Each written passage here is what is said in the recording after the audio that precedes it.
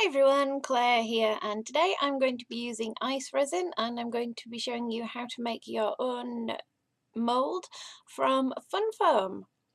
So to begin, we need obviously the ice resin, we need a mixing cup and a stirring stick, and a really good sharp knife. A scalpel type knife is the best, and of course because you're using a knife you will need a cutting mat.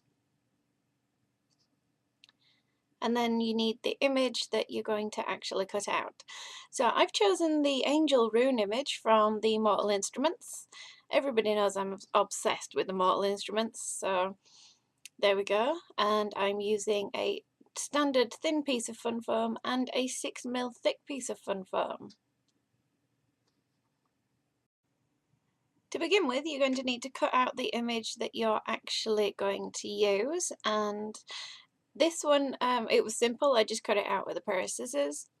If you've got a really ornate, elaborate image, then it'll be a lot harder, I suppose. What we're going to be using this as is a template. It won't actually work if you glue the image down on top of the fun foam, because that will actually get pulled up and attached to your resin later on.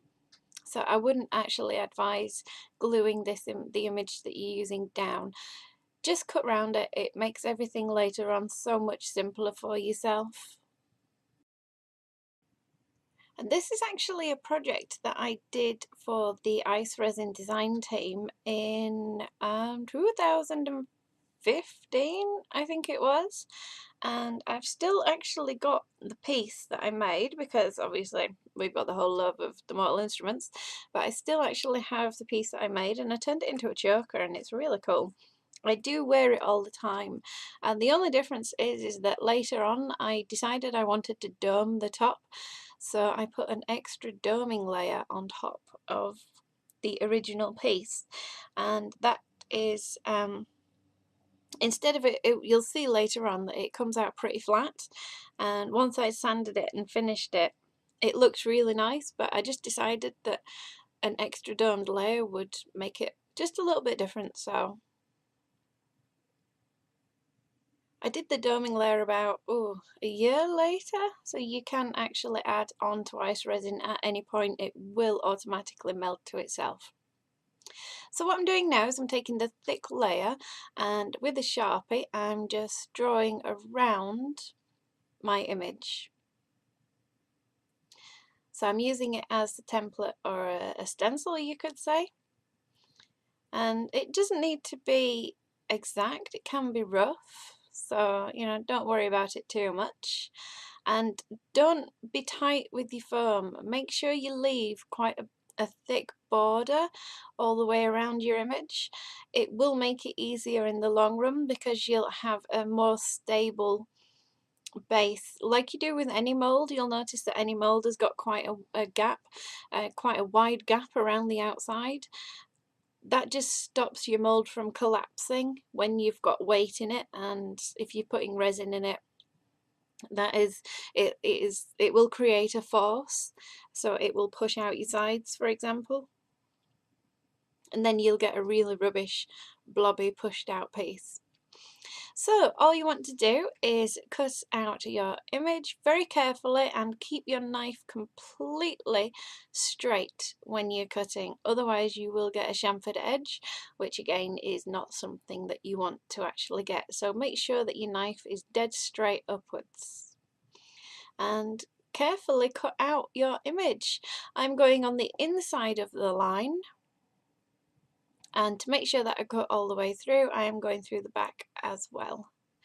And make sure that you cut through on the inside of the line, then you'll get the actual image that you've made exactly. So if you're wanting to do multiples of something, or if you're wanting to embed this inside something else, you know exactly what size that it's going to be and what you need to do. This technique works really well if you've got a lot of bezels that you're wanting to fill, but you're wanting to get a perfect circle. For example, if you had a circle bezel and you wanted to make just little cabochons that you can pop in if you were at a craft fair or something. Then if you draw around, if you ink up the actual bezel, I do have a video on this, if you ink up with an ink pad the bezel and then stamped it onto your foam and cut out from the inside, then you would be able to make bezels that you could then just pop in and just put a little glue in the bottom and glue it in if you're doing like a craft fair or something like that.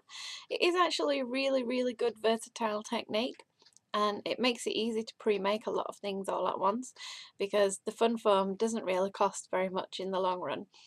And you've got a little bit of time to make the mould, but once you've got it once, it'll work pretty much for years. So really good if you're doing all of the craft fairs and that kind of thing, or if you've got a lot to do for children and you know it's coming up, you can just make badges, anything like that. Really cool. And as I'm recording this and doing my voiceover, I'm realizing that this is taking absolutely forever to cut out, and I fast forwarded it too, so I'm just going to cut it in just about here, and I'm going to fast forward it. So here we are, I'm cutting out the inside, and do be careful because especially if you're using one of these knives, this particular purple one is a Westcott titanium knife, and it literally does not dull ever. It is amazing. I got it on a blog hop. It was given to me as part of a blog hop to use. Christmas, was it Christmas holidays blog hop, something like that. And it is still sharp. Get that. I'm shocked. I use it all the time. And I did actually break one of the blades, but that was me actually breaking it by snapping it. It didn't go dull, so anyway, moving on, I've got all of my pieces cut out, so now I need to glue them down to the thinner backing sheet. You could double it up if you wanted it a bit thicker, and I think in the future I am going to double up the base on most of mine because I find that it's a little bit weighty. And what I'm going to use to stick this down is I'm going to take one of the ice resin brushes, and I'm going to use Fixo Gum by Marabou. It is a gum fixative. No other way to describe it really. It's rubber cement, I suppose, would be what it is. It's quite gloopy, and it takes about 20 minutes, half an hour to dry. But it glues pretty much anything. It's fab stuff, and it glues the foam really well. So I am just off camera slightly, but you can see what I'm doing. I've just put the Fixo Gum all over the back, and it does move at this point, so, and it does get them awful strings on it as well, so yeah, it's definitely rubber cement. Just be careful because you need to weigh down your piece, and it does move. So just be really careful. And I'm pretty convinced at this point, when I was looking back at my video, that I put that little diamond in the wrong way around. Pretty convinced it should be the other way around, but it doesn't really make a difference. And you can see there that it was moving around when I touched it. And just keep your lid on your rubber cement because you don't want it to dry out inside. If you get any blobby bits, then just wipe them away with your brush, and there you can see the Fixo Gum works out really well because it's quite heavy, so putting your cutting mat and the Fixo Gum on top of it is a really good solution to that. So what you want to do is leave that and come back to it about half an hour-ish later, something like that. And I'm just going to give it another little press all around, make sure that it's adhered, and it has, so just cut it out. Once you've cut it out, the next step will be to take your brush, and I've just squeezed everywhere to make sure that it is all dry, and I've taken the paintbrush I was using, the nylon brush, And I'm just brushing away any of the excess glue, because it's another advantage of using a rubber cement is that you can just wipe it away. If it's not contacted two surfaces together, it will just wipe off. So basic casting, you need a mould release, and in this instance I am using Vaseline with a paintbrush. So just coat the inside of your whole of your mould with Vaseline. And I'm probably going to fast forward through this part because you get the idea again. Make sure that you get all of the edges, every single edge that's going to have resin in contact with it, and that'll make it just makes it so much easier to get it out of the mould, and you won't rip your mould, more importantly. So I'm going to use the Ice Enamels Shattered Fire Opal, and look at that, it's just beautiful, absolutely black, sparkly, oily, beautiful. Oh look, there's my ring. You can see the angel rune. I am obsessed, totally. Anyway, moving on. So I'm going to mix part A and part B of resin, and you've seen me do this on several videos. So again, I'm going to fast forward through and mix it up. And again, remember, mix it, don't whip it. If you whip it, you will just put loads of bubbles in it. While I was editing the video and I was mixing the mixture for the appropriate 2 minutes and then leaving it for a couple of minutes for all the bubbles to evaporate, you could actually see all the bubbles coming to the surface and popping, but it was far too long for me to leave that on, so you'd see it. You don't want to see that, so I've cut it out. Okay, moving on. I have got my little I don't know what you call it, this is what I'm going to thread on my necklace, and I'm going to actually make this process easy because I've bent the metal so it will go inside the mould. So when I pour the resin in, the resin will encapsulate just the little bit sticking down, that bit. See that bit sticking down on the right? And then when I come to hang it, I don't need to worry about drilling or trying to get a hanger into it. And what I'll do is I'll just put it there roughly, so I'm just making sure that it's long enough and it's thick enough, and it'll look like that. It's a really easy way to embed things into resin. I love embedding things into resin and making unique ways of stringing resin.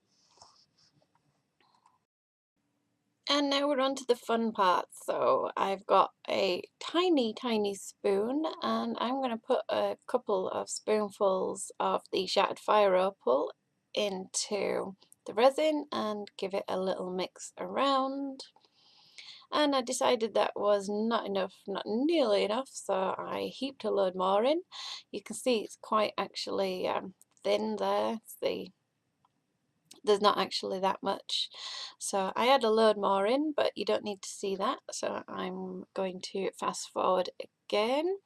I think I added about 6 of the spoonfuls in total, but you know, when you're making bling, you gotta go whole hog really, don't you? Now we have our resin blinged up enough, I'm going to put it into the mould. So I'm using the actual stirring stick quite a lot to make the resin go where I want it to. And these mixing pots are fantastic because you can squeeze them.